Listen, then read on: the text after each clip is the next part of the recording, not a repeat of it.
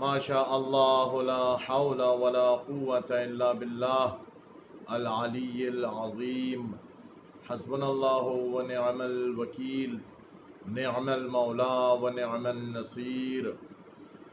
أعوذ بالله من الشيطان الرجيم. بسم الله الرحمن الرحيم. الحمد لله رب العالمين بارئ خلائق أجمعين، ثم الصلاة والسلام على أشرف الأنبياء وسيد المرسلين سيدنا ومولانا وشفيع المذنبين جد الحسنين وأبي الزهراء وأبي القاسم محمد. اللهم صل على محمد وآل محمد وعجل فرجهم وعلى أهل بيته الطيبين الطاهرين المظلومين المعصومين الذين أذهب الله عنهم الرجس وطهرهم تطهيرا. اللهم صل على محمد وآل محمد وعجل فرجهم. لا سيما بقية الله في الأراضين، روحي وأرواح العالمين لتراب مقدمه الفداء،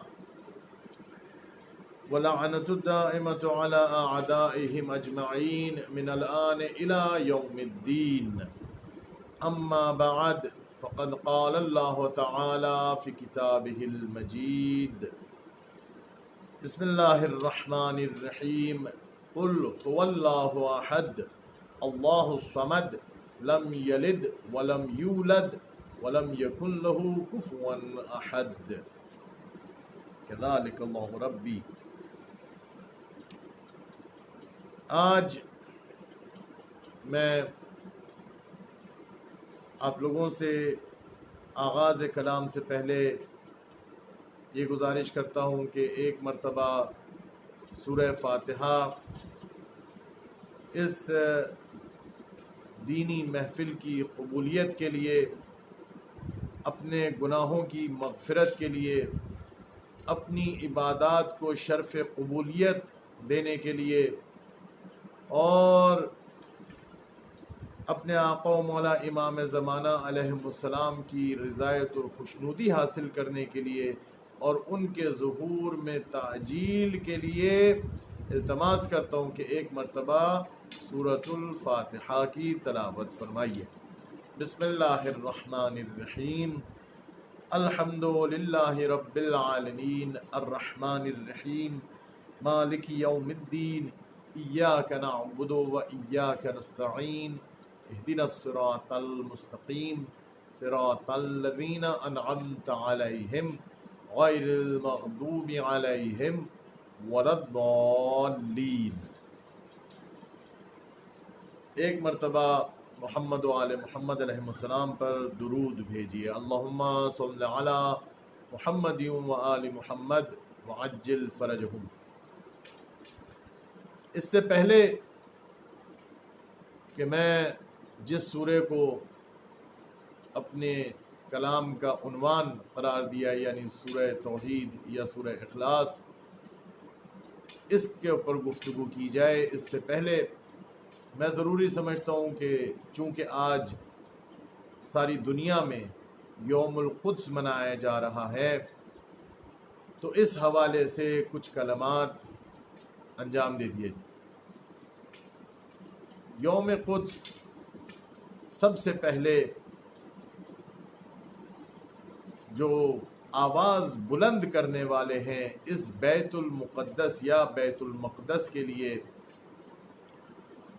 جدید دور میں دونوں نام ہیں، بیت المقدس بھی اور بیت المقدس بھی۔ یہ مسلمانوں کا پہلا قبلہ تھا۔ خانہ کعبہ بعد میں قبلہ بنا۔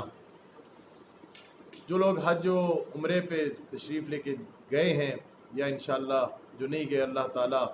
ان کو یہ توفیق عنایت فرمائے۔ مدینے میں مسجد قبلتین ہے، وہ مسجد جہاں پر حضور نماز پڑھوا رہے تھے صلی اللہ علیہ وآلہ وسلم، اور پیچھے نماز پڑھنے والے اصحاب کی کثیر تعداد تھی، امیر المؤمنین اس نماز میں شامل تھے، حضور کے پیچھے نماز پڑھ رہے تھے۔ 2 رکعت نماز جب بیت المقدس کی طرف اس زمانے تک پڑھی جاتی تھی، اس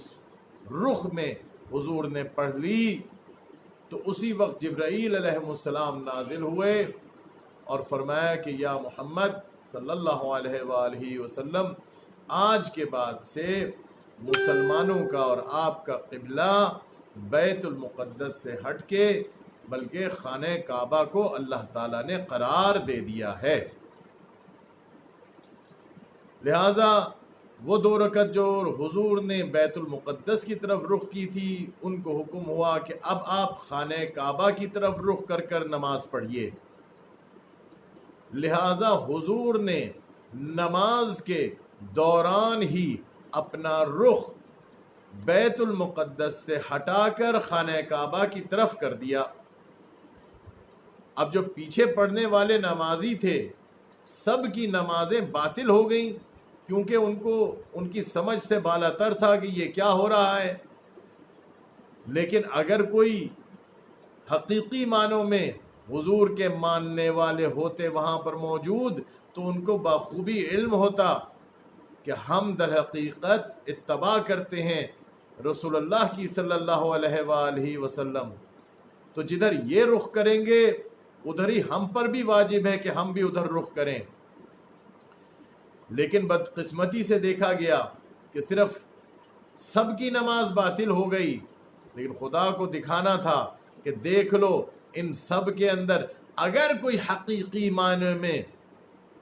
رسول اللہ کے ساتھ ہے صلی اللہ علیہ وآلہ وسلم تو وہ ایک یہی جوان ہے، اور وہ تھے امیر المؤمنین علی ابن ابی طالب علیہ السلام۔ جو رسول اللہ کا رخ مڑا ہے خانہ کعبہ سے کی طرف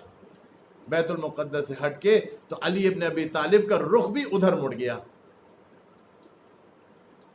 اور بے شک روایات میں ہے کہ امیر المؤمنین علیہ السلام وہ جبرائیل علیہ السلام جب ہم کلام ہوتے تھے رسول اللہ صلی اللہ علیہ وآلہ وسلم سے، تو امیر المؤمنین علیہ السلام کو وہ سنائی دیتی تھی وحی، وہ بھی سنتے تھے اس وحی کو۔ لہذا امیر المؤمنین علیہ السلام نے اسی طرف رخ کیا جدھر حضور نے رخ کیا، اور باقی سب لوگوں کی نمازیں باطل ہو گئیں۔ اب ادھر ایک فلسفہ جو خدا جانتا ہے کہ آئندہ وقت یہ آنے والا ہے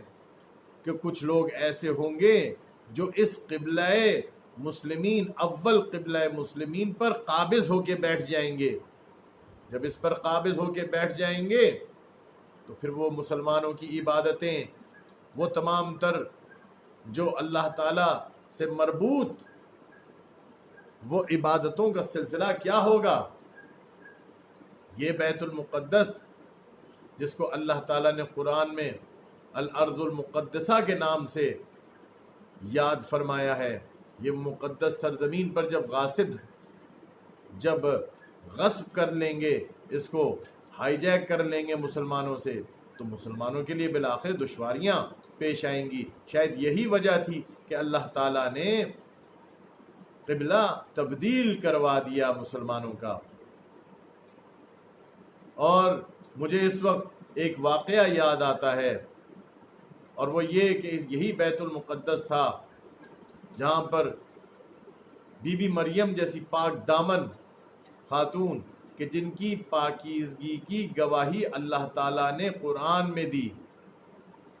یا مریم ان اللہ اصطفاک وطہرک واصطفاک علی النساء العالمین، اے مریم اللہ تعالیٰ نے آپ کو چن لیا اور آپ کو پاک قرار دیا، آپ کو پاک کر دیا، اور تمام عالمین کے اوپر آپ کو فضیلت عنایت فرمائی۔ یہی بیت المقدس تھا جہاں بی بی مریم عبادت میں مشغول رہتی تھیں۔ اس دن میں ایک روایت عرض کرتا چلوں کہ بی بی سیدہ سلام اللہ علیہا کے جب آخری ایام تھے تو جبرائیل امین علیہ السلام بی بی کے پاس جب تشریف لایا کرتے تھے، اللہ تعالیٰ کی جانب سے جن زمانے میں وہ صحف فاطمہ بھی لکھا گیا جو ام المؤمنین علیہ السلام نے تحریر کیا، بی بی نے حضرت جبرائیل امین سے یہ سوال کیا اور وہ چاہتی تھیں کہ لوگ ان کی عظمت کو پہچانے۔ بی بی خود تو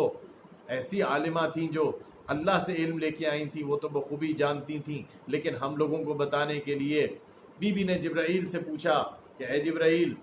مریم کو خدا نے قرآن میں سیدۃ النساء العالمین کا لقب دیا، عالمین پر چنا، تو دوسری طرف میں بھی سیدۃ النساء العالمین ہوں، تو ہم میں افضل کون ہے؟ جبرائیل امین علیہ السلام نے اس وقت فرمایا تھا کہ یا سیدہ یا زہرا، مریم اپنے زمانے کے اس علاقے کی خواتین کے اوپر سیدہ مانی جاتی تھیں، اللہ نے ان کو اس کا عنوان دیا تھا، البتہ آپ تمام عالمین کے لیے ہیں، آپ آدم سے لے کے قیامت تک جتنی خواتین آئیں گی، حوا سے لے کے، اور بلکہ تمام جن و انس کی بھی سیدہ ہیں آپ، یہ اس وقت حضرت جبرائیل علیہ السلام نے فرمایا تھا۔ تو یہ بی بی مریم جن کا میں تذکرہ کر رہا تھا،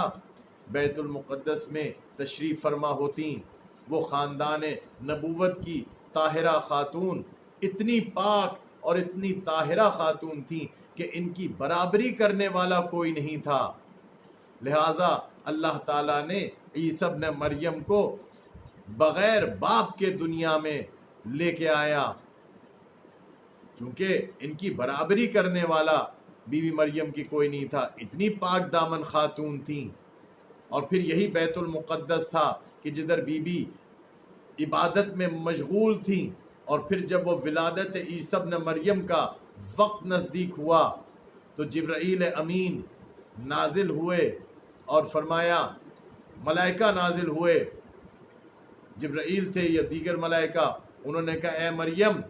اللہ تعالیٰ نے آپ کو حکم دیا ہے کہ چونکہ عیسیٰ کی علیہ السلام ان کی ولادت کا وقت نزدیک ہو چکا ہے، لہٰذا یہ اللہ کا گھر ہے، بیت المقدس ہے، آپ ادھر سے دور چلے جائیے، آپ ادھر سے دور چلے جائیے اے مریم۔ اور کہاں مولا علی ابن ابی طالب، اللہ اکبر، کہ جب ان کی ولادت کا وقت نزدیک آیا تو لوگوں نے دیکھا کہ بی بی فاطمہ بنت اسد تیز رفتار چلتی ہوئی آئیں، اور خانہ کعبہ کی طرف جب نزدیک پہنچی تو خانہ کعبہ کے اطراف سے آواز آئی، دیوار پھٹ کے شک ہو گئی اور دیوار کھلی اور بی بی فاطمہ بنت اسد اندر داخل ہوئی، لوگوں نے آواز سنی، ادخلی یا فاطمہ، ادخلی، داخل ہو جائیے اے فاطمہ بنت اسد۔ 3 دن تک بی بی وہاں پر رہیں اس گھر میں۔ ارے بیت المقدس سے افضل ہے نا خانہ کعبہ، ہر مسلمان کا یہ عقیدہ ہے، تو بیت المقدس سے کہاں بی بی مریم کو، جن کی پاکیزگی کی گواہی اللہ تعالیٰ قرآن میں دے رہا ہے، جن کی برابری کوئی نہیں کر سکتا، اس لیے عیسی ابن مریم بغیر باپ کے پیدا ہو رہے ہیں، اتنی عظمتوں والی بی بی کو دور کیا جا رہا ہے بیت المقدس سے، اور ادھر ایک بی بی ہے فاطمہ بنت اسد کہ جن کو داخل کیا جا رہا ہے خانہ کعبہ میں۔ یہ ایک شرف ہے امیر المؤمنین علی ابن ابی طالب کا، جو کسی انسان کو حاصل نہیں ہوا الا علی ابن ابی طالب۔ اللہم صلی علی محمد وآل محمد وعجل فرجہم۔ یہی وہ بیت المقدس ہے کہ جس پر آج تھوڑے سے گفتگو کرنی ضروری ہے یوم القدس کے حوالے سے۔ یہ وہ یوم القدس ہے کہ اس جدید دور میں مسلمان اپنے قبلہ اول کو بھول چکے تھے، مسلمین، اور سیونیس اس پر قابض ہو چکے، اور فلسطینیوں پہ جو متواتر ظلم و جور کیا جا رہا ہے آج تک، اتنا بڑا ظلم انہوں نے کیا مسلمانوں پر، لہٰذا یہ بیت المقدس صرف فلسطین کا اور اسرائیل کا مسئلہ نہیں ہے، بلکہ یہ تمام عالم اسلام کا مسئلہ ہے، کیونکہ یہ مسلمانوں کا قبلہ اول ہے، اور مسلمانوں کے لیے یہ بہت زیادہ عزت و احترام و عظمت کا مقام رکھتا ہے۔ لہٰذا امام خمینی نے پہلی بار اس کا نام دیا یوم القدس، کہ رمضان کے آخری جمعے میں پورے عالم مسلم، تمام عالم اسلام میں ہی نہیں بلکہ دنیا میں جدھر جدھر مسلمان بستے ہیں، وہ ایک دن مختص کیا جائے، اور وہ آخری جمعۃ الوداع کہ جس کے اندر تمام مسلمان جمع ہوں اور یوم قدس، اس قدس کو یاد کیا جائے، اور ادھر یاد کیا جاتا ہے ان اسرائیلیوں کی جو مظالم ڈھائے ہوئے ہیں اس فلسطینیوں پر۔ تو خالی فلسطینیوں کی بات نہیں ہوتی بلکہ مسلمانوں پر جدھر جدھر ظلم ڈھائے جا رہے ہیں۔ آج ہندوستان میں کشمیریوں کے اوپر جو ظلم ڈھائے جا رہے ہیں، صبح و شام یہ وہ وہاں پر جو مسلمان خواتین ہیں ان کی چادروں کو چھینا جاتا ہے، ان کی عزتیں پامال ہوتی ہیں، گھروں کو آگ لگائی جاتی ہے، جوانوں کو قتل کیا جاتا ہے، اور صرف کیا مطالبہ ان کا ہے؟ ان کا مطالبہ سوائے اس کے اور کوئی ہے کہ یہ جو انٹرنیشنل قوانین کے حساب سے یونائٹڈ نیشنز کے اندر جو انڈیا نے قرارداد، جو انڈیا اور پاکستان کی باہمی قرارداد جو پاس ہوئی تھی یونائٹڈ نیشن میں اس حوالے سے کہ کشمیر میں حق ارادیت ان کو اختیار دیا جائے اپنا سرزمین چننے کا، اور ان کو آزادی کا اختیار دیا جائے، وہاں پر الیکشنز کرائے جائیں، جو آج تک اس یونائٹڈ نیشنز کی ریزولوشن پہ انہوں نے عمل درآمد ہندوستان نے نہیں کیا۔ تو یہ یوم قدس ہمیں یاد دلاتا ہے نہ صرف فلسطینیوں پر مظالم جو ڈھائے جا رہے ہیں ان کے اوپر، اس کی یاد دلاتا ہے، نہ صرف بیت المقدس جو ہماری مقدس سرزمین کے اوپر قبلہ اول ہے، نہ صرف اس کی یاد دلاتا ہے بلکہ مسلمانوں پر جدھر جدھر مظالم ڈھائے جا رہے ہوں، چاہے وہ یمن میں ہو، چاہے وہ کشمیر میں ہو، چاہے وہ بحرین میں ہو، چاہے وہ کہیں پر بھی مظالم ڈھائے جا رہے ہوں، چاہے وہ افریقہ میں شیخ زکزکی کے ماننے والے جتنے مومنین ہیں ان پر مظالم ڈھائے جا رہے ہوں، کہیں پر بھی اگر مسلمانوں کے اوپر ظلم ڈھایا جا رہا ہے تو اس روز، اس دن وہ آواز بلند کی جاتی ہے، اور اس میں بلا تفریق، اس میں کوئی سنی شیعہ کا سوال پیدا نہیں ہوتا، صرف ایک کلمہ لا الہ الا اللہ کے پرچم کے تلے سب مسلمان امت کو دعوت دی جاتی ہے کہ آؤ جمع ہو جاؤ اور اپنے اختلافات کو بھول جاؤ کہ تم سنی ہو، بھول جاؤ کہ تم شیعہ ہو، بس یہ یاد رکھو کہ تم ایک لا الہ الا اللہ کے ماننے والے ہو۔ درود بھیجیے بر محمد و آل محمد پر، اللہم صلی علی محمد و آل محمد وعجل فرجہم۔ اسی لیے یہ جو آیہ مبارکہ جو میں نے آغاز میں سورہ مبارکہ جو میں نے پڑھی وہ سورہ توحید تھی، جو آج کی دن کی مناسبت سے بہت زیادہ موضوع ہے۔ اس میں ارشاد باری تعالیٰ ہو رہا ہے کہ بسم اللہ الرحمن الرحیم، قل هو اللہ احد اللہ الصمد لم یلد ولم یولد ولم یکن لہ کفوا احد۔ یہ وہ سورہ ہے کہ جس کی اتنی عظمتیں ہیں کہ اس کا شمار کرنا ممکن نہیں ہے، اس لیے کہ جب انسان کو اگر کسی شخص کو صرف یہ پتہ چل جائے کہ اس کی تلاوت کرنے کی کتنا اجر اور کتنی عظمت ہے تو میں یقین سے کہہ سکتا ہوں کہ وہ اپنا ورد زبان اس سورہ مبارکہ کو بنا لے گا۔ حضور نے فرمایا کہ کوئی شخص اگر ہر نماز کے بعد ایک مرتبہ سورہ توحید یا سورہ اخلاص، اس کے دونوں نام ہیں، اس سورہ کو اگر کوئی پڑھ لیتا ہے تو دنیا کی خیر و برکت، دنیا و آخرت کی خیر و برکت اس کو عطا کی جاتی ہے اللہ کی طرف سے۔ آج جو انسان اس دنیا میں پریشان حال پھر رہا ہے،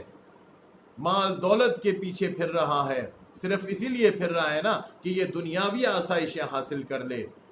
تو حضور نے اعلان کر دیا کہ اگر ایک دفعہ سورہ توحید، اگر اس کے اوپر تمام تر چیزوں پر ایمان رکھتے ہوئے تم اگر یہ سورہ کو تلاوت ایک مرتبہ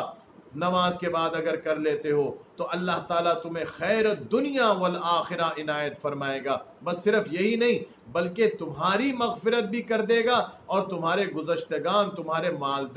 تمہارے والدین جو دنیا سے چلے گئے یا آئندہ اگر جائیں گے، جب بھی جائیں گے تو ان کی مغفرت بھی اللہ تعالیٰ کر دے گا۔ اس سورے کی اتنی برکات ہیں۔ حضرت سعد بن معاذ رسول اللہ کے صحابی ہیں، عظیم جلیل القدر صحابی. جب ان کی نماز جنازہ رسول اللہ صلی اللہ علیہ وآلہ وسلم نے پڑھائی اور پڑھانے کے بعد وہاں سے تشریف لے کے جا رہے تھے تو اپنے اصحاب کی طرف رخ کیا اور فرمایا کہ اس سعد بن معاذ کی نماز جنازہ میں 70,000 ملائکہ نے شریک ہوئے ہیں، اور ان ملائکہ 70,000 میں جبرائیل امین بھی شامل تھے. اللہ اکبر. لوگوں نے تعجب کیا اور پوچھا کہ سعد بن معاذ میں آخر ایسی کون سی خصوصیت تھی جو ہمیں علم نہیں ہے جس کی وجہ سے یہ ملائکہ آئے. فرمایا جبرائیل نے یہ فرمایا، جبرائیل امین نے، کہ ہم سب اس لیے سعد بن معاذ کے جنازے میں شریک ہوئے ہیں کیونکہ یہ اٹھتے ہوئے سورہ توحید کی تلاوت کرتے تھے، بیٹھتے ہوئے سورہ توحید کی تلاوت کرتے تھے. ارے کسی گھوڑے کی سواری پہ بیٹھ رہے ہیں تو سورہ توحید کی تلاوت کرتے تھے، سورہ اخلاص پڑھتے تھے. جب سونے لگتے تھے ارے صبح شام ان کا ورد زبان سورہ توحید تھا. اس وجہ سے ہم ان کی عظمت اتنی زیادہ خدا کی بارگاہ میں ہو گئی کہ ہم سب ملائکہ ان کے جنازے میں شریک ہوئے ہیں. یہ ہے سورہ توحید. اور سورہ توحید کے فضائل کے اندر آیا متواتر روایات ہیں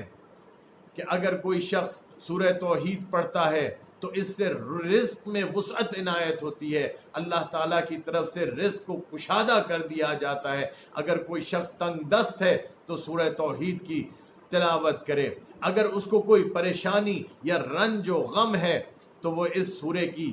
تلاوت کر دے تو وہ رنج و پریشانی دور ہو جائے گی. بس ایک مرتبہ اگر کہیں پریشانی ہو، کوئی مصیبت ہو، آج آپ کو یہ نسخہ دیتا جاؤں تو بس یہ سورہ توحید، سورہ اخلاص پڑھیے اور اللہ کی بارگاہ میں محمد و آل محمد کا واسطہ دیں. دیکھیے آپ کا مسئلہ کیسے حل نہیں ہوتا. گناہوں کی مغفرت اس کے اندر ہے. روایات میں آیا کہ انسان کے تمام تر گناہ معاف ہو جاتے ہیں جب وہ سورہ توحید کی تلاوت کرتا ہے. حضور سے روایت ہے، امام صادق علیہ السلام سے بھی روایت ہے، حضور نے فرمایا، وسائل الشیعہ کی روایت آپ کو بتا رہا ہوں اور اس کو آیت اللہ العظمی ناصر مکارم شیرازی نے بھی نقل فرمایا. وسائل الشیعہ کی روایت ہے کہ معصوم فرماتے ہیں کہ اگر کوئی شخص اس سورہ توحید کو ایک مرتبہ پڑھتا ہے، ایک مرتبہ، تو گویا اس نے 1/3 قرآن کو مکمل کر لیا. اللہ اکبر.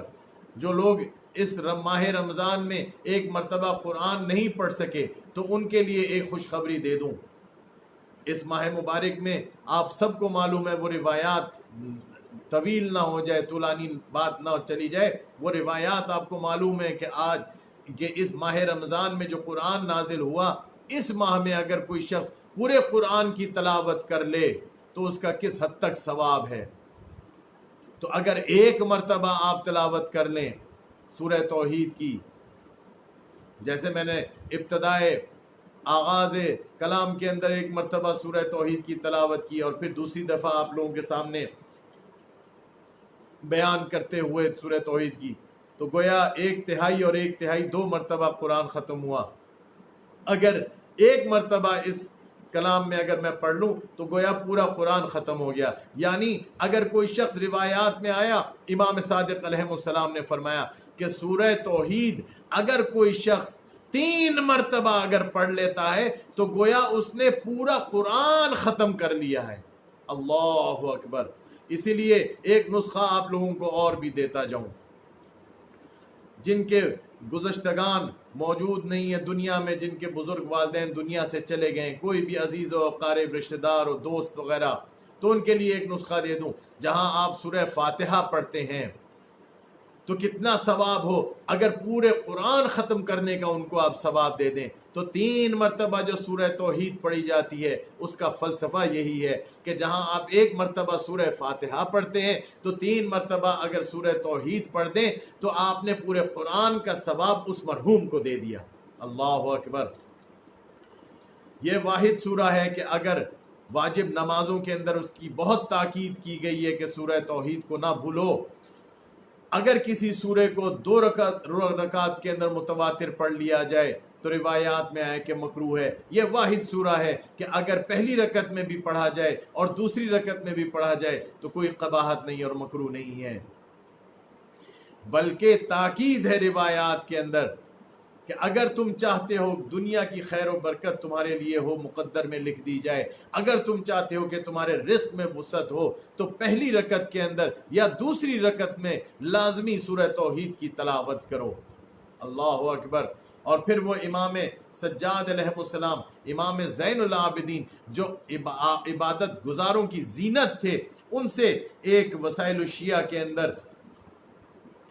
وسائل الشیعہ میں روایت ہے کہ انہوں نے فرمایا کہ اگر کوئی پنجگانہ نمازیں یعنی 5 روزہ 5 دن میں جو 5 نمازیں ہوتی ہیں ان میں سے کسی ایک میں بھی اگر سورہ اخلاص کی تلاوت نہیں کرتا اور اس کو یہ سعادت حاصل نہیں ہوتی تو انہوں نے فرمایا کہ اللہ تعالیٰ کے ملائکہ فرماتے ہیں کہ یا عبداللہ لست من المصلین، یا عبداللہ لست من المصلین، اے اللہ کے بندے تم نماز پڑھنے والوں میں تمہارا شمار ہی نہیں ہوا۔ اللہ اکبر۔ یعنی اتنی تاکید ہے اس سورہ توحید کی کہ اگر تم اپنی 5 نمازوں میں سے کسی ایک نماز میں بھی اگر سورہ توحید نہیں پڑھتے تو پھر تمہیں یہ کہا جاتا ہے کہ اے بندے خدا تم تو ایسے ہو کہ گویا تم نے نماز پڑھی ہی نہیں ہے۔ اتنی باعظمت ہے یہ سورہ اخلاص، تو اس کو اپنا ورد زبان رکھیے۔ آخر اتنی عظمت و شان اس سورے کی آخر وجہ کیا ہے کہ اتنی عظمت و شان ہو اس کی وجہ یہ ہے، یہ 112واں نمبر سورہ جو نازل ہوا ہے، اس کے شان نزول کو اگر آپ سن لیجئے، شان نزول کو دیکھ لیجئے، پڑھ لیجئے، تو اس کی عظمت اور اس کی یہ جو انتہائی عظمت کا جو حامل ہے یہ کیا وجہ کیا ہے اس کی سمجھ آ جاتی ہے۔ اس کی وجہ یہ ہے کہ شان نزول اس کا یہ ہے کہ جب کفار مکہ یا کچھ روایات میں ہے کہ کچھ یہودی حضور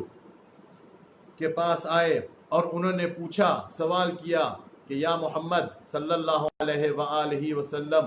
آپ کا خدا کون ہے، آپ کا رب کون ہے؟ تو حضور 3 دن تک خاموش رہے، کوئی جواب نہ دیا، اور پھر جبرائیل امین یہ سورہ لے کر نازل ہو گئے۔ قل، اے رسول ان سے کہہ دیجئے، هو اللہ احد، وہ اللہ احد ہے۔ اللہ اکبر۔ ان کفار کے جواب میں اللہ تعالیٰ نے اپنی معرفت، اپنے ذات مبارک کی معرفت ان 4 آیات میں کر دی۔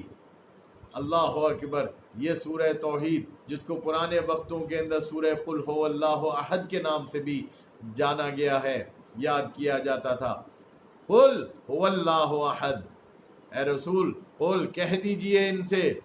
ہوا وہ اللہ احد، وہ اللہ ایک ہے۔ اب ادھر مفسرین نے لکھا کہ اللہ تعالیٰ نے واحد نہیں لکھا، احد لکھا ہے۔ واحد اور احد میں بہت بڑا فرق ہے، زمین تا آسمان فرق ہے۔ واحد کو اردو میں بھی اور کسی اور زبان میں ایک کہتے ہیں، احد کو بھی ایک ہی کہا جاتا ہے، البتہ اس کے باوجود بہت بڑا فرق ہے۔ اور فرق کیا ہے؟ فرق یہ ہے کہ اگر انسان واحد کہتا ہے وہ ایک، کہ جیسے اگر ہم کہیں کہ ایک کوئی چیز ایک جس کا کوئی دوسرا تصور میں آ جائے، مثلا جو گنتی اور شمار میں آ جائے۔ مزید مثال کہ مثلا اگر کوئی آپ کے سامنے کوئی سیب پڑے ہیں تو آپ یہ کہیں کہ ایک، یہ پھر 2، پھر 3، پھر 4، یہ 4 سیب آپ کے سامنے پڑے ہوں۔ لیکن جب آپ کہیں گے احد تو احد کا مطلب یہ ہے کہ جو گمان میں بھی، شعور انسان میں بھی دوسرا ثانی نہ آئے اس کو احد کہتے ہیں۔ جو گنتی شمار کے اندر یعنی اس جیسا بھی کوئی نہیں ہے، وہ ایسا احد ہے، وہ ایسا احد ہے، وہ ایسا یکتا ہے، وہ ایسا ایک اللہ ہے، وہ رحمان الرحیم۔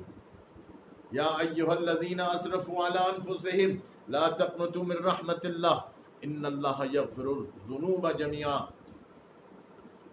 اے وہ لوگوں جنہوں نے اپنے نفوس پر، اپنے ذات پر ظلم کیا، گناہ کیے، اللہ کی رحمت سے مایوس مت ہو، بے شک اللہ تعالیٰ تمام تر گناہوں کا بخشنے والا ہے۔ وہ اللہ احد ہے۔ اللہ احد یعنی کیا؟ اللہ احد وہ کہ جس کا ہم گمان بھی نہ کر سکیں کہ اس کا کوئی دوسرا ہے، جو گنتی کے اندر بھی ایک اور پھر بعد میں اس کا دوسرا کوئی نہیں۔ وہ احد، واحد کا دوسرا ہے لیکن احد کا دوسرا گمان یا سوچ میں بھی نہیں ہو سکتا۔ قل هو اللہ احد، اللہ اکبر۔ وہ احد ایسا احد کہ وہ بسیط ہے۔ بسیط سے کیا مراد؟ وہ مرکب نہیں ہے۔ وہ اللہ جو ہر جگہ پر موجود ہے، جو لا مکان ہے، لا زوال ہے، جو ہمیشہ سے تھا، ہمیشہ رہے گا، جو کسی وقت و زمان میں قید نہیں ہو سکتا۔ وہ اللہ جو کسی جگہ کے اوپر محدود نہیں ہو سکتا۔ وہ اللہ جو ہر جگہ موجود ہے۔ اللہ اکبر۔ وہ بسیط ہے۔ بسیط سے کیا مراد ہے؟ بسیط سے مراد کیا ہے اور مرکب سے کیا مراد ہے؟ آج آپ کے سامنے یہ معاملہ کہیں خشک نہ ہو جائے، کہیں خشک نہ ہو جائے، تو اس لیے امیر المؤمنین علیہ السلام کی ایک فضیلت بھی آپ کے سامنے بیان کر دوں تاکہ آپ لوگوں کی توجہات میری طرف رہیں۔ حضور نے فرمایا تھا کہ یا علی، آپ کی مثال سورہ توحید کی، قرآن میں جو سورہ توحید ہے اس کی طرح ہے۔ لوگوں نے پوچھا یا رسول اللہ وہ کیسے؟ فرمایا دیکھو، اگر کسی نے قرآن میں سے یہ سورہ توحید پڑھ لی تو گویا اس طریقے سے ہے کہ جیسے اس نے پورے قرآن کو پڑھ لیا۔ یہ پورا سورہ ایسا ہے کہ جیسے پورا قرآن ہو۔ اور اگر کسی نے دل سے، جان سے اور عملاً علی ابن ابی طالب سے محبت کر لی تو گویا ایسا ہے کہ جیسے اس نے پورا اسلام کو حاصل کر لیا ہے۔ تو علی ابن ابی طالب علیہ السلام کے بارے میں فرمایا کہ آپ کی مثال اس سورہ اخلاص کی طرح ہے۔ اللہ اکبر۔ اللہم صلی علی محمد وآل محمد۔ اب میں یہ عرض کر رہا تھا کہ بسیط اور مرکب میں کیا فرق ہے۔ مرکب کہتے ہیں وہ چیز جو مختلف اجزاء سے مل کر بنی ہو۔ ہر اللہ کی مخلوق کسی نہ کسی اجزاء سے مل کر بنی ہے، اس کو کہتے ہیں مرکب۔ اللہ تعالیٰ مرکب سے منزہ ہے۔ اللہ تعالیٰ اس سے بالاتر ہے کہ وہ مرکب ہو، کہ جس طرح کے عیسائیوں کے اندر یہ فلسفہ آیا ٹرینٹی کا، یعنی تین، وہ کہتے ہیں نا کہ دا ہولی گوسٹ، دا اسپرٹ، اور وہ تین خداؤں کے قائل ہیں، اور پھر وہ کہتے ہیں کہ ایک بھی ہے اور تین بھی ہیں۔ یہ تین والی چیز انسان کے لیے اللہ تعالیٰ نے اس سورہ توحید کے اندر رد کر دی۔ قل هو اللہ احد، وہ ایک ایسا احد ہے کہ جس کا پھر تم دوسرا یا تیسرا کوئی تمہارے گمان میں نہیں آ سکتا۔ اللہ تعالیٰ بسیط ہے۔ بسیط یعنی وہ اپنی تمام تر اوصاف میں، تمام تر صفات میں، تمام تر افعال میں، تمام تر اللہ تعالیٰ اپنے ذات مبارک میں احد ہے، کوئی اس میں شریک نہیں ہے، کوئی اس کی برابری نہیں کر سکتا، کوئی اس کا شریک نہیں ہو سکتا۔ وہ ایسا احد ہے، وہ ایسا احد ہے جو اس کے بعد جو اللہ تعالیٰ جو آیہ مبارکہ میں فرماتا ہے اللہ الصمد، یہاں کہا قل هو اللہ احد، یہاں کہا دوسری طرف بعد میں کہا اللہ الصمد۔ علامہ طباطبائی صاحب المیزان نے ادھر بڑا قیمتی ایک بہت ہی قیمتی نقطہ بیان فرمایا ہے، بہت ہی لطیف ہے یہ نقطہ۔ فرماتے ہیں کہ اللہ تعالیٰ نے 2 دفعہ اللہ کا نام کیوں استعمال کیا؟ یعنی اللہ تعالیٰ یہ بھی تو ارشاد فرما سکتا تھا نا قل هو اللہ احد الصمد، لیکن اللہ نے کہا نہیں، قل هو اللہ احد، پھر کہا اللہ الصمد، دوسری دفعہ بھی اللہ استعمال کیا۔ انہوں نے کہا اس کی وجہ یہ ہے کہ اللہ کی، اگر اللہ اپنی جب معرفت کرا رہا ہے نا، تو جہاں اس نے کہا کہ هو اللہ، قل هو اللہ احد، جہاں کہا احد، تو پھر اللہ کی اگر کسی نے معرفت حاصل کرنی ہے معرفی کے لیے، یہ جملہ بھی کفایت کرتا ہے کہ وہ احد ہے، تو پھر تم سمجھ جاؤ کہ احد یعنی اللہ۔ اور پھر اللہ الصمد یہ بھی دوسرا جملہ جو ہے اللہ کو پہچاننے کے لیے کافی ہے کہ اللہ صمد، وہ بے نیاز ہے۔ اس کا ترجمہ جو ہم نے کیا کہ مختلف مفسرین نے اردو میں کہ بے نیاز ہے، اس میں اگر انسان کو سمجھنے کی ضرورت ہے کہ خالی بے نیاز کا مقصد کیا ہے، سمد کہتے کس کو ہیں؟ سمد کہتے ہیں مثلا وہ اللہ ایسا بے نیاز ہے، ایسا بے نیاز ہے کہ وہ کسی کا محتاج نہیں ہے، لیکن ہر شے اس کی محتاج ہے، ہر مخلوق اس کی محتاج ہے۔ وہ اپنی خلقت میں بھی، اپنے خلق ہونے میں بھی وہ اللہ کی محتاج تھی، وہ کچھ نہیں تھا، پھر اللہ نے اس کو خلقت بخشی۔ بالکل اسی طرح جس طرح موسیٰ نے فرعون کے دربار میں فرمایا تھا کہ جب فرعون نے پوچھا تھا کہ من ربکما، اے موسیٰ یہ بتائیے کہ آپ کا اور ہارون کا رب کون ہے؟ تو انہوں نے جواب دیا تھا کہ ربنا الذی اعطی کل شیء خلقہ ثم ہدی، ہمارا رب وہ ہے جس نے ہر شے کو خلقت بخشی اور پھر اس کی ہدایت بھی کر دی۔ گویا سمجھ میں آ گیا کہ کوئی چیز جس کا وجود ہے وہ خود سے نہیں بنی،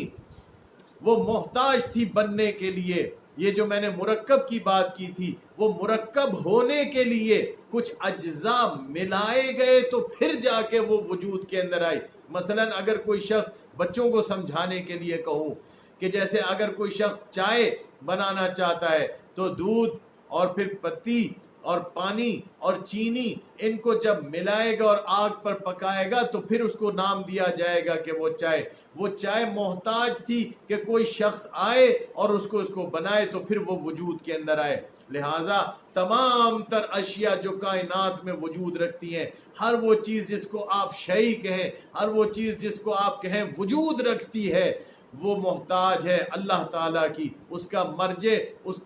وہ جو رجوع کرتی ہے ہر چیز وہ اللہ تعالیٰ ہی کی ذات ہے کہ جس کی طرف رجوع کیا جاتا ہے۔ انا للہ و انا الیہ راجعون، ہر چیز اللہ کی ہے اور ہر چیز اللہ کی طرف رجوع کرتی ہے۔ ہمیں سمجھنے کی ضرورت یہ ہے کہ جب ہم یہ کہتے ہیں کہ ائمہ معصومین علیہم السلام مظہر کامل ہیں اللہ تعالیٰ کی ذات مبارک کے، اللہ تعالیٰ کے مظہر کامل ہیں، اس کا کیا مطلب ہے؟ اس کی صفات میں کوئی شریک نہیں ہو سکتا، اس کی افعال میں بھی کوئی شریک نہیں ہو سکتا۔ لیکن مظہر کا کیا مطلب ہے؟ مظہر کا مطلب یہ ہے کہ اللہ تعالیٰ کو اگر ہم نے سمجھا ہے کہ مثلا وہ کیسا رحمان الرحیم ہے، وہ کیسی اس کی معرفت ہمیں حاصل ہوئی، جس طرح امام صادق علیہ السلام نے فرمایا بنا عرف اللہ، ہماری وجہ سے اللہ کی معرفت ہوئی ہے۔ لہٰذا ہم دیکھتے ہیں کہ جو صفات ان کے اندر اللہ تعالیٰ نے رکھی ہے وہ صفات اس کمال پر ہیں کہ وہ مظہر کامل صفات الہی بنتی ہیں، نہ کہ صفات میں شریک ہونا اور چیز ہے، صفات کا مظہر ہونا اور چیز ہے۔ یہ بڑا دقیق مسئلہ ہے جس کو سمجھنے کی ضرورت ہے لوگوں کے لیے، اور یہ بیان کرنا ضروری تھا۔ تو اللہ الصمد، اللہ بے نیاز ہے، اللہ کو کسی کی ضرورت نہیں ہے۔ اللہ جب کوئی کام انجام دیتا ہے تو وہ کسی وسیلے سے بھی کر سکتا ہے اور بغیر وسیلے کے بھی کر سکتا ہے۔ اگر وہ کسی سے ہم کلام ہونا چاہے، کسی نبی سے ہم کلام ہونا چاہے مثلا، تو وہ اس کا محتاج نہیں ہے کہ کوئی فرشتہ آئے اور اللہ کا پیغام لائے، یا ہم کلام ہو یا خواب میں ان سے آواز سے بات کرے، یا پھر کسی درخت سے یا چٹان سے آواز آئے۔ اللہ تعالیٰ کوئی آواز بھی خلق کر سکتا ہے اور وہ آواز اس تک پہنچا سکتا ہے اپنے بندے تک۔ اللہ کسی چیز کا محتاج نہیں ہے، وہ وسیلہ اس لیے بناتا ہے کیونکہ ہم محدود ہیں، ہم چھوٹے ہیں، ہم کوتا ہیں، ہم بہت محدود ہیں، چونکہ ہمارے میں صلاحیتیں وہ نہیں ہیں، اس لیے ہمارے لیے اللہ تعالیٰ نے اپنے تک پہنچنے کے لیے بھی وسیلہ قرار دیا، اور وسیلہ جو ہم لوگوں کے لیے اللہ تعالیٰ نے قرار دیا کہ وہ وسیلہ جو اس تک پہنچنے کے لیے وابتغوا الیہ الوسیلہ، جو قرآن میں آیہ مبارکہ آئی ہے وہ یہی محمد و آل محمد علیہ السلام ہیں کہ جن کے در پر کوئی شخص آ جائے تو بس وہ توحید بھی سمجھ میں آ جاتی ہے کہ وہ اللہ احد ہے تو کیسا احد ہے، وہ جو اس کی صفات باری تعالیٰ ہیں وہ صفات ثبوتیہ و سلبیہ ہوں، وہ کیسی صفات ہیں، کون سی نفی ہے کہ اللہ میں کون سی ایسی چیزیں ہیں جو نہیں ہو سکتی، ظلم اللہ تعالیٰ سے دور ہے، برائی اللہ تعالیٰ سے دور ہے، بے انصافی اللہ تعالیٰ سے دور ہے، اور جو چیزیں جو پائی جاتی ہیں جو ثابت ہیں اس میں وہ کون سی صفات ہیں، اگر وہ رحمان الرحیم ہے، اگر وہ کریم ہے، اگر وہ لطف کرتا ہے، اگر اس میں جود و سخا ہے، اگر وہ سخی ہے تو وہ سخاوت کا مطلب کیا ہے، وہ اگر کریم ہے تو پھر کریم ہونے کا مطلب کیا ہے، اگر وہ عادل ہے تو اس کے عادل ہونے کا مطلب کیا ہے، عدالت کہتے کس کو ہیں، تو پھر یہی حجت اللہ علی خلقے، ان حجت ہائے خدا کو جن کو اللہ تعالی نے اپنی تمام مخلوقات پر حجت بنا کر بھیج دیا، اس نے اپنے آپ کو ان کے ذریعے متعارف کرا دیا اور بتا دیا کہ اگر میری صفات کو پہچاننا چاہتے ہو، اس کی صفات جو اس کی عین ذات ہیں، اگر اس کو سمجھنے کے لیے ان صفات کو سمجھنا ہے تو میرے ان حجت ہائے خدا کے در پر آ جاؤ، ان کو اگر تم سمجھ لو گے تو پھر تم مجھے سمجھ سکو گے۔ اب سمجھ میں آیا کہ جب امام رضا علیہ السلام نے فرمایا تھا نا کہ کلمۃ لا الہ الا اللہ حسنی فمن دخل حسنی امن من عذابی، یہ حدیث قدسی بیان فرمائی تھی کہ اللہ نے یہ ارشاد فرمایا کہ یہ کلمہ لا الہ الا اللہ میرا قلعہ ہے، جو اس میں داخل ہو گیا وہ میرے عذاب سے بچ گیا۔ تو جب یہ ارشاد فرمایا تو بعد میں فرمایا تھا نا بشروطہا، البتہ اس کی شرائط ہیں، پھر فرمایا تھا وَأَنَا مِن شُرُوطِہا، اور میں ان کی شرائط میں سے ایک شرط ہوں۔ تو سمجھ میں آیا کہ اگر ہم نے توحید بھی سمجھنی ہے تو انہی کے ذریعے سے ہم نے سمجھنا ہے، یہی بہترین وسیلہ ہیں جو اللہ کی طرف ہمیں لے کے جاتے ہیں۔ اب سمجھ میں آیا کہ اگر ہم ان کو نہیں مانتے تو ہماری توحید قبول کیوں نہیں ہے؟ قبول اس لیے ہے کہ ہم نے اس توحید کو سمجھا ہی نہیں ہے، جب سمجھا ہی نہیں ہے تو وہ عقیدہ توحید کیسے قابل قبول ہوگا؟ صلوات بھیجے محمد و آل محمد کی ذات پر۔ اللہم صلی علی محمد و آل محمد وعجل فرجہم۔ امام زین العابدین علیہ السلام کی ایک روایت آپ لوگوں کے سامنے بیان کرتا چلوں کہ امام علیہ السلام نے وسائل الشیعہ کی روایت ہے کہ انہوں نے فرمایا کہ سورہ حدید، یہ سورہ توحید کے بارے میں مولا نے ارشاد فرمایا کہ یہ سورہ توحید جو نازل اللہ تعالیٰ نے کی ہے، اور دوسری سورہ حدید علیم بذات الصدور تک جو آئی ہے، یہ اس وجہ سے اللہ تعالیٰ اس آیہ مبارکہ تک سورہ حدید فرمایا کہ یہ اس لیے نازل اللہ تعالیٰ نے کیے کہ اس کو بخوبی علم تھا کہ ایسا زمانہ آئے گا، آئندہ آخری زمانہ ایسا ہوگا کہ جس میں ایسے لوگ ہوں گے جو ہر چیز کے بارے میں بہت ہی عمیق نظر رکھتے ہوں گے، ہر چیز کے بارے میں غور و فکر کریں گے۔ جب وہ اللہ تعالیٰ کے بارے میں بھی غور و فکر کریں گے تو بہت گہرائی سے اس کے بارے میں غور و فکر کریں گے کہ وہ احد ہے تو کیسا احد ہے، اگر وہ صمد ہے بے نیاز ہے تو کیسا بے نیاز ہے، وہ کسی کا محتاج نہیں، ہر چیز اس کی محتاج ہے۔ تو یہ مولا امام سجاد علیہ السلام فرماتے ہیں کہ یہ سورہ نازل ہی کیا گیا ہے، گویا اس کا مطلب یہ نکلتا ہے اس روایت کے متن کو اگر پڑھ لیا جائے کہ ہاں ہمارے سے جو پچھلے لوگ تھے ان کے لیے تو بے شک یہ تھا، لیکن ہم جو آخری زمانے میں ہیں، اگر یہ آخری زمانہ ہے اس کو تصور کیا جاتا ہے جو کہ ہے، کیونکہ ہمارے آخری امام زمانہ علیہ السلام کا دور ہی آخری زمانہ ہے، تو اس کا مطلب یہ ہوا کہ یہ سورہ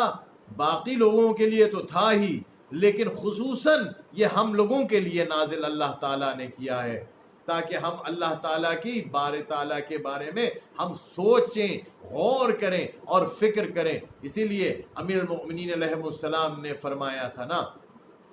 کہ ایک شخص جو ساری زندگی مسلمان رہا اور پھر وہ آخری عمر میں جا کر کافر ہو جاتا ہے، ارتاد کی منزل پر چلا جاتا ہے، مرتد ہو جاتا ہے، تو پھر کیا ہوتا ہے؟ فرمایا مولا علی علیہ السلام نے یہ بہتر ہے اس شخص سے جو ساری زندگی اللہ تعالیٰ کی عبادت کرتا رہا لیکن یہ نہ جان سکا کہ میں اس کا بندہ اس کی عبادت کیوں کر رہا ہوں، اور وہ باری تعالیٰ کہ جس کی عبادت ہو رہی ہے وہ کون ہے۔ اگر وہ یہ شخص جو مرتد ہو گیا ہے، مولا فرماتے ہیں اس سے بہتر یہ اس مسلمان سے بہتر ہے، اس لیے مولا فرماتے ہیں کیونکہ اس نے اپنی عقل استعمال کی ہے۔ جس طرح رسول خدا صلی اللہ علیہ وآلہ وسلم نے ابتدائے اسلام میں ارشاد فرما دیا تھا،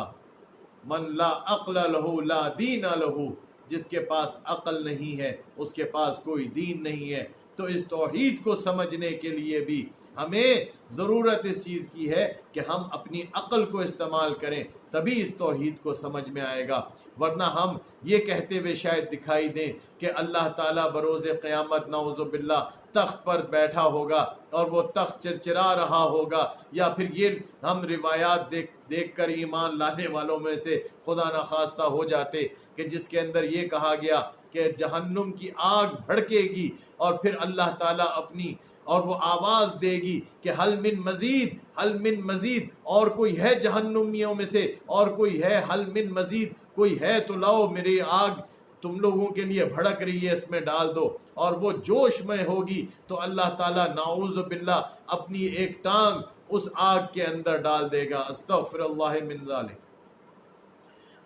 تو یہ عقل کی ضرورت ہے۔ جو انسان عقل مند ہے، جو باشعور ہے، وہ سمجھتا ہے کہ اللہ تعالیٰ کا کوئی بدن نہیں ہے، اس لیے کیونکہ وہ لامحدود ہے، وہ لامکان ہے، وہ ہر جگہ موجود ہے۔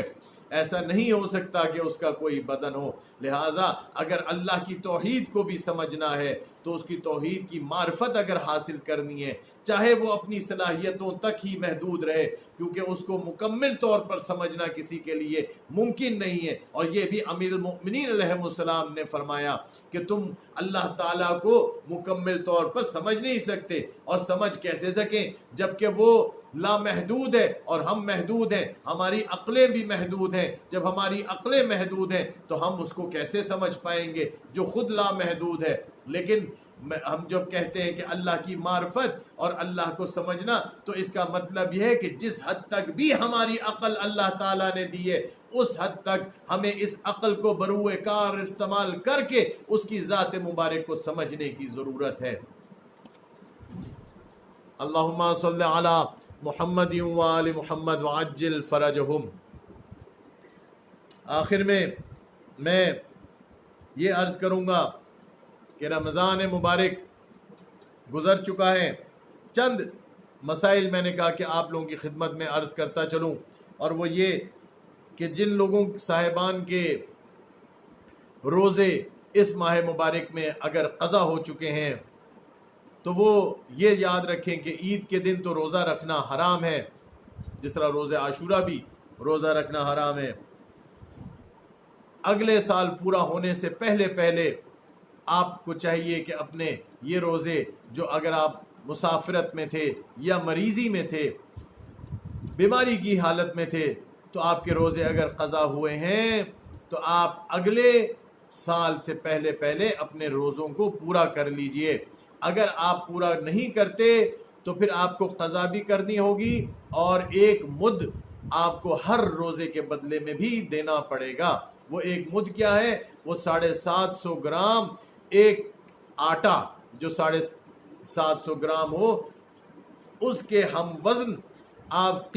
اس کی قیمت لگا لیجئے، اور وہ پھر آپ کو دینی پڑے گی ہر روزے کے بدلے میں۔ لہذا یہ انسان ذہن میں رکھے کہ جو روزے ہیں وہ ہم نے پورے کرنے ہیں۔ اور اسی طرح جو اگر خدا نخواستہ نمازیں قضا تھیں تو ابھی بھی موقع ہے انسان کے لیے کہ یہ جو نمازیں قضا ہیں انسان وہ نمازیں پوری کر لے اس سے پہلے کہ اس پر نماز پڑھی جائے، کیونکہ یہ جب دنیا سے چلا جائے گا تو اگر اس کا کوئی بڑا بیٹا ہے تو اس بڑے بیٹے پر واجب ہو جائے گا۔ لیکن آج کل کیا کہا جائے، سبحان اللہ، کہ بیٹے چھوٹے میاں بڑے میاں، سبحان اللہ، بڑے میاں تو قضا کر کے دنیا سے چلے گئے ہیں، لیکن جو بڑے بیٹے ہیں وہ ان کی اپنی نمازیں پوری نہیں ہیں تو وہ اپنے باپ کی نمازیں کہاں سے پوری کریں گے؟ آج کل یہ بڑا آج کے مناسبت سے میں یہ اس لیے یہ عرض کر رہا ہوں کہ ایک روایت سوشل میڈیا کے اوپر بہت زیادہ پھیلائی جا رہی ہے کہ جس میں یہ کہا جا رہا ہے کہ روز جمعہ جو آخری روز جمعہ ہے، جیسے آج کا دن تھا، اس میں کوئی پتہ نہیں 3-4 رکعت یا 2 رکعت نماز ہے، وہ منسوب کی جاتی ہے روایت امیر المؤمنین علیہ السلام سے، جو بالکل جعلی روایت ہے، من گھڑت روایت ہے کہ آپ یہ روایت لکھی گئی ہے کہ آپ اگر نمازیں اپنی بہت زیادہ قضا ہو گئی ہیں تو ان نمازوں کو پورا اگر آپ کرنے کی طاقت نہیں رکھتے تو پھر آپ بس یہ آخری جمعے میں رمضان کے یہ 4 رکعت نماز پڑھ لیجئے تو بس آپ کی پوری قضائے عمری ہو جائے گی، اور اس نماز کا عنوان بھی قضائے عمری رکھ دیا۔ ماشاء اللہ، سبحان اللہ، کیا بات ہے۔ البتہ ان کو یہ علم نہیں، لوگ اس کے اوپر جو عمل کر لیں گے، اور آپ نے تو سینڈ کر دیا تو جتنے لوگوں کی نمازیں قضا تھیں اور وہ بیچارہ اسی طریقے سے نماز پڑھ کے دنیا سے رخصت ہو گیا، تو اس کی نمازوں کا اس کو تو پوچھا جائے گا، آپ کو بھی پوچھا جائے گا کہ اس کی قضا نمازوں میں آپ بھی اس گناہ میں شریک ہو گئے ہیں۔ اللہ اکبر۔ حقیقت یہ ہے، مسئلہ فقہی یہ ہے کہ اگر کسی شخص کی نماز قضا ہے اور وہ بیمار ہو چکا ہے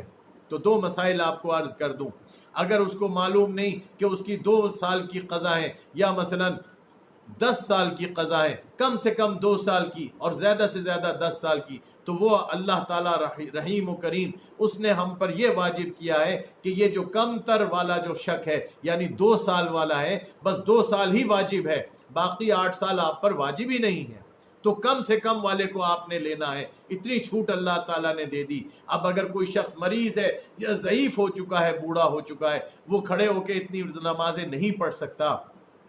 تو اس کے لیے حکم یہ ہے کہ تم بیٹھ کے پڑھ لو، اور اگر وہ انسان مریض ہے، وہ بیٹھ کے بھی نہیں پڑھ سکتا، پھر بھی اس کے لیے چھوٹ نہیں ہے، وہ لیٹ کے نماز پڑھے، لیٹ کے بھی نہیں پڑھ سکتا تو اشاروں میں پڑھے۔ لہٰذا برادران عزیز، یہ دینی معاملات، یہ فقہی معاملات، اس کے اندر بہت احتیاط کی ضرورت ہے۔ یہ جو سوشل میڈیا پہ آج کل سرکولیٹ کر دیے جاتے ہیں، آج جمعے کے حوالے سے، آخری جمعے کے حوالے سے جیسا یہ میسج سرکولیٹ کر رہا ہے، آپ لوگوں سے دستبستہ یہ گزارش ہے کہ اپنے حالوں پر رحم فرمائیں، اور یہ کام ہم جیسے مولوی، چھوٹے موٹے مولوی یا بڑے علماء کے لیے چھوڑ دیجئے۔ آپ کو اگر یہ چیز نہیں معلوم تو اس کے اندر مداخلت نہ کیجیے۔ صلوات بھیجیں محمد و آل محمد میں۔ اللہم صلی علی محمد و آل محمد وعجل فرجہم۔ آخر میں ہم دعا گو ہیں اس المہدی سینٹر کے لیے۔ اللہم انی اسألک بحق فاطمہ و ابیہا و بعلہا و بنیہا و سر المستودع فیہا اقضی حاجتی۔ یا اللہ تجھے واسطہ عظمت ہے بی بی سیدہ سلام اللہ علیہا کا کہ یہ المہدی سینٹر جو یا اللہ تیری آخری حجت کے نام پر بنایا گیا ہے، المہدی سینٹر کے نام سے، اللہ تعالیٰ اس میں جو رکاوٹیں ہیں ان کو بحق سیدہ دور فرمائے، اور اللہ تعالیٰ اس میں جو کوئی بھی اس میں کام انجام دے رہے ہیں، جیسے ثاقب شاہ صاحب ہیں، مولانا لطیف صاحب ہیں، وہ وسیع باقری صاحب یا باقری صاحب، یا وہ مثلا وہ ڈاکٹر اسد صاحب، یا مثلا وہ جو نقوی صاحب ہیں،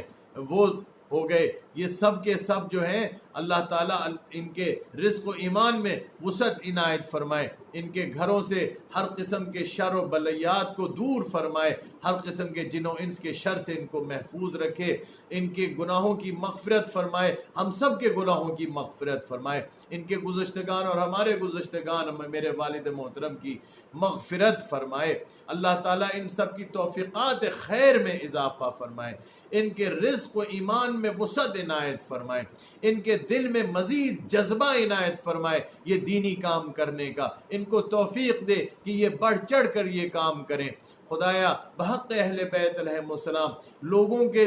دلوں میں ان کی محبت ڈال دے، اور ان کے سامنے جو رکاوٹیں آئیں خدایا ان کو دور فرما، ان کو آپس میں پیار محبت اور اتحاد عنایت فرما بحق محمدیوں و آلہ۔ یا اللہ ہم سب کو واجب نمازیں، تمام تر نمازوں کو اول وقت ادا کرنے کی توفیق عنایت فرما۔ اگر کوئی ہمارے پر واجبات ہیں حقوق العباد سے یا حقوق اللہ سے تو ان کو مرنے سے پہلے ادا کرنے کی یا اللہ توفیق عنایت فرما۔ یا اللہ ہم سب کی عاقبت بخیر فرما، آخری وقت ہمارا بھی با ایمان ہمیں دنیا سے اٹھا۔ امیر المؤمنین علیہ السلام اہل بیت کی ولایت اور رسول کی رسالت اور اپنی وحدانیت پر ایمان رکھتے ہوئے دنیا سے اٹھا۔ یا اللہ بحق اہل بیت علیہ السلام ہم سب سے ہمارے آقا و مولا امام زمانہ علیہ السلام کو راضی و خوشنود فرما، کیونکہ اگر مولا راضی ہے تو پھر اللہ تو بھی راضی ہے، اگر مولا راضی نہیں ہے تو پھر تو بھی راضی نہیں ہوگا۔ خدایا اللہ تعالیٰ بحق محمد و آل محمد ہمارے آقا و مولا کے آبان و انصار میں ہم غریبوں کا ہم مسکینوں کا نام بھی لکھ دے۔ یا اللہ آقا و مولا کے ظہور میں تعجیل فرما، کیونکہ ان کا ظہور ہی ہمارے تمام تر مصیبتیں اور پریشانیوں کا حل ہے، جیسا خود امام زمانہ علیہ السلام نے فرمایا۔ اللہم صلی علی محمد و آل محمد وعجل فرجہم، والسلام علیکم ورحمۃ اللہ وبرکاتہ۔